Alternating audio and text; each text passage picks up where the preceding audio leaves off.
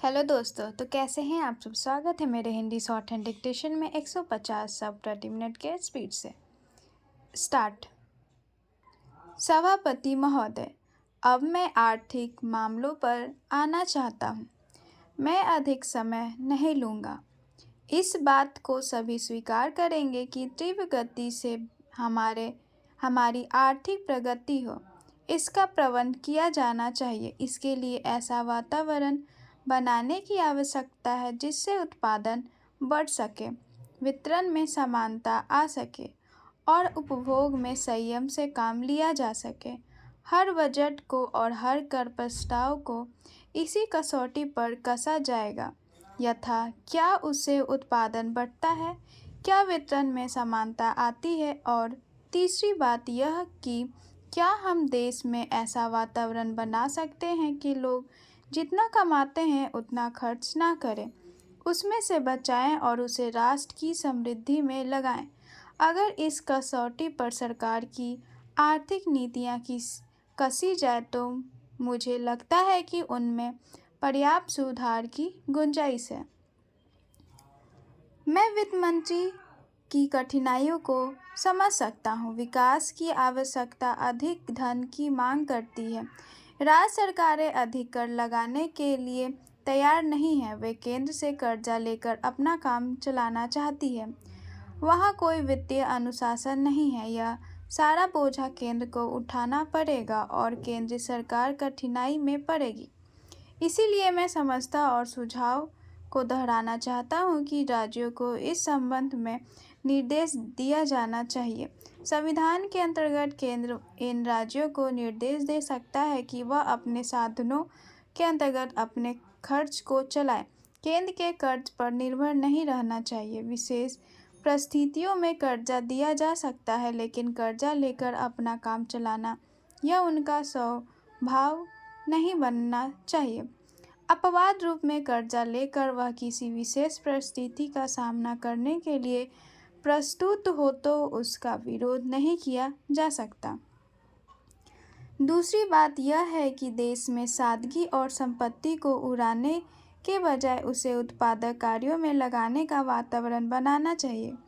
मैं नहीं जानता वित्त मंत्री महोदय इसे कहाँ तक सहमत होंगे, लेकिन आज देश में समाजवाद की चर्चा बहुत होती है। लोगों का समाजवाद की ओर देखने का दृष्टिकोण विकृत हो गया है। लोग हमें क्या मिलता है इस ओर ज़्यादा ध्यान देते हैं, हम कितना खर्च करते हैं इस ओर ध्यान नहीं देते हैं। समाजवाद बिना संपत्ति की अभिवृद्धि किए और बिना उसके समान वितरण के नहीं आ सकता। हमारा देश कृषि प्रधान देश है। महोदय, मान्यता शब्द की हर तरफ से मांग आई है। मानो कि मान्यता देने भर से ही वे बहुत सी कठिनाइयां हल हो जाएगी जो बांग्लादेश के लोगों के समान है, हमारे देश के सामने है और विशेषकर हमारे सीमांत राज्यों अर्थात पश्चिम बंगाल, असम, त्रिपुरा और मेघालय के समक्ष है। हमने इस प्रश्न के हर पक्ष पर बड़ी गहराई से सोच विचार किया है। जैसा कि मेरे साथी ने बताया है, इसकी हम निरंतर समीक्षा करते रहते हैं।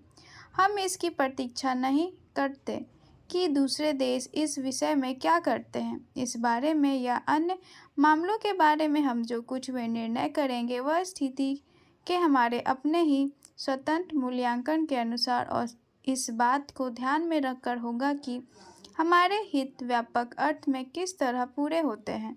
कल मैं अपनी वर्तमान कठिनाइयों में से यथा संभावित खतरों और बोझों के बारे में जानबूझकर बहुत संयमित भाषा में बोली थी। वह यह कारण नहीं कि मैं बोझा या खतरों से आज या कभी डरी हूँ, बल्कि इस कारण कि मैं चाहती हूँ कि माननीय सदस्य का इन विषयों पर गहराई से विचार करें। खतरों का तभी सामना किया जा सकता है जब आदमी इसके लिए तैयार हो। जैसा मैंने पहले कहा और फिर से दोहराना चाहूँगी कि यह समय दलगत प्रतिद्वंदिता का नहीं है। हम सबको मिलकर एक साथ खड़े रहना चाहिए और हमारे सामने जो अधिक काम है उनमें एक दूसरे की सहायता करनी चाहिए। सांप्रदायिकता प्रवृत्तियों को दबाना चाहिए।